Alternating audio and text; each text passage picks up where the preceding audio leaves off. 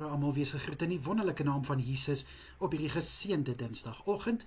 Ek hoop julle het baie lekker geslaap en julle is uitgerus vir hierdie dag.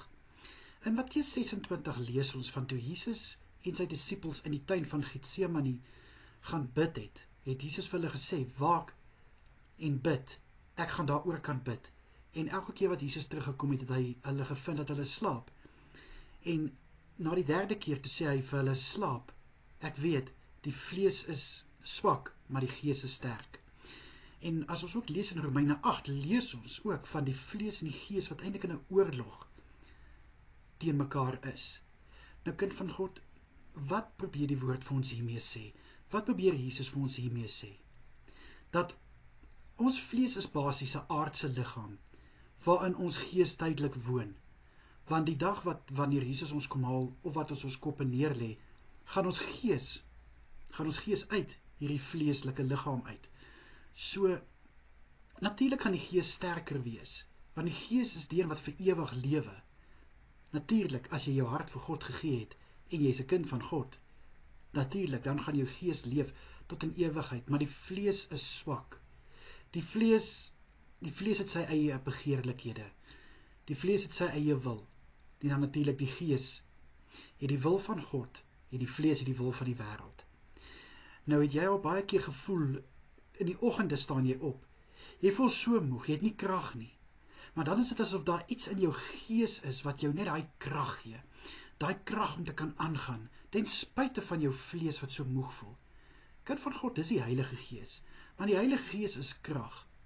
Waar sou ons gewees het as ons nie die Heilige Gees het wat in ons woon, om vir ons daai moed te gee, daai krag te gee, om te kan aangaan en te kan sterk staan teen die vlees nie.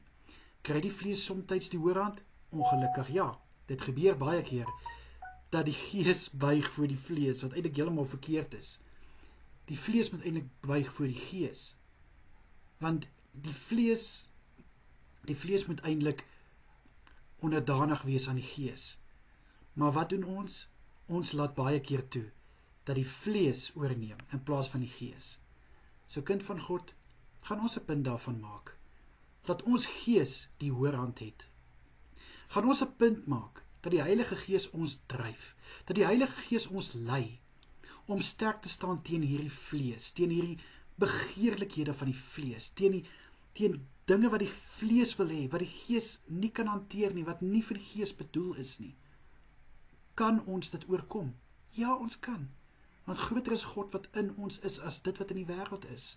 Die Heilige Gees het die krag en die mag. En wat moet ons doen? Gehoorsaam wees aan die Gees. Gelei word deur die Gees.